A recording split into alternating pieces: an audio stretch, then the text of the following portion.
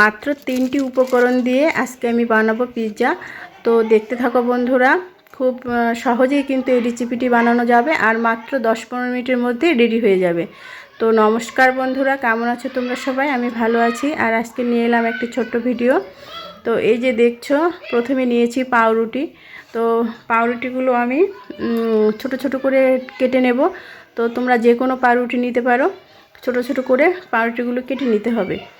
আর এই পাউরুটি দিয়ে যে পিৎজাটা বানাবো, এটা কিন্তু বাচ্চাদের খুব পছন্দের। শুধু বাচ্চারা না, বড়দেরও কিন্তু খুব টেস্ট লাগে খেতে। এর আগে আমি একবার ট্রাই করেছিলাম, তো খুব ভালো হয়েছিল খেতে। তো ভাবলাম তোমাদের সঙ্গে শেয়ার করি। তো আমার এই যে দেখো, পাউরুটি কাটা প্রায় শেষ। তো বাচ্চারা বাড়িতে থাকলে কিন্তু মাঝে মধ্যে এরকম রেসিপি করে দিলে তারা খুব খুশি হয়।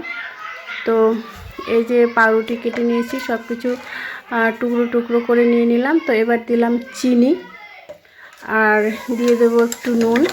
তবে চিনি নুন এটা অপশনাল, টেস্টের জন্য দিলে ভালো লাগে।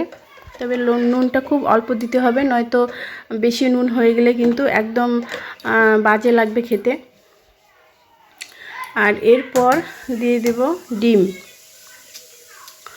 তো ডিম দিয়ে একদম সুন্দর করে পাউরুটিগুলো মাখিয়ে নেব।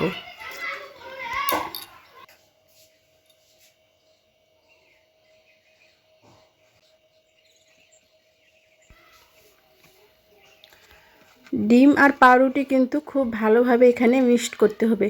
প্রত্যেকটি পাউরুটির টুকরোর সঙ্গে ডিমটা যেন একদম মিলেমিশে যায়, কারণ ডিমের সঙ্গে পাউরুটি অ্যাডজাস্ট হওয়ার পরেই কিন্তু সেটা একটার সঙ্গে আরেকটা লেগে থাকবে।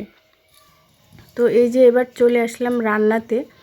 তো একটি ফ্রাই প্যানে তেল দিয়েছি, রান্নার তেল খুব অল্প দিতে হবে, জাস্ট 2 চামচ তেল দিয়েছি। আর তারপর এটা ঢেলে দিলাম। তো আমার হয়েছে কি, ডিমটা কম হয়ে গেছে আর ডিমের তুলনায় পাউরুটি বেশি হয়ে গেছে। তো তোমরা যখন বাসায় বানাবে তখন কিন্তু ডিম আর পাউরুটি দুটো এমনভাবে দিবে যেন একটু মাখা মাখা টাইপের হয়ে যায়। তো আমার পাউরুটি বেশি আর ডিম কম হয়েছে, তো সেই জন্য একটু ছাড়া ছাড়া ভাব হয়েছে। তো এবার একটা ঢাকনা দিয়ে ঢেকে দিলাম। দেওয়ার পর কিছুক্ষণ অপেক্ষা করতে হবে।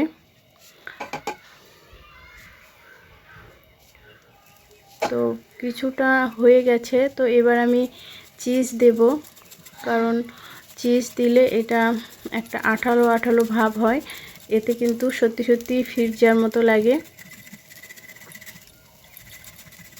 তো এখানে চিজ দেওয়ার পর আবারও ঢেকে দেব। তো প্রথমে 2 মিনিট মতো ঢেকে রান্না করার পর চিজ দেওয়ার পর আবার ঢেকে দিলাম, দিয়ে প্রায় 5 মিনিটের মতো রেখেছিলাম, তাতেই কিন্তু হয়ে গেছে। তো এই যে আমার কিন্তু পিৎজা রেডি। এই যে দেখো বন্ধুরা, কেমন হয়েছে। তো তোমরা অবশ্যই বলবে কেমন হয়েছে। আর দেখতেও কিন্তু খুব সুন্দর, আর কালারটাও ভালো এসেছে। আমার ছেলে চলে এসেছে, তো ও কেটে, খুব গরম তারপরেও কেটে মুখে দিয়েছে। হ্যাঁ, খুব ভালো হয়েছে বলছে, মা ভালো হয়েছে। তো ডিম বেশি থাকলে কিন্তু আরও বেশি টেস্টি হতো। তো বন্ধুরা, এই তো আমার পিৎজা রেডি। তো তোমরা অবশ্যই বাসায় বানিয়ে খেও। আর আজকের মতো টাটা, বাই বাই।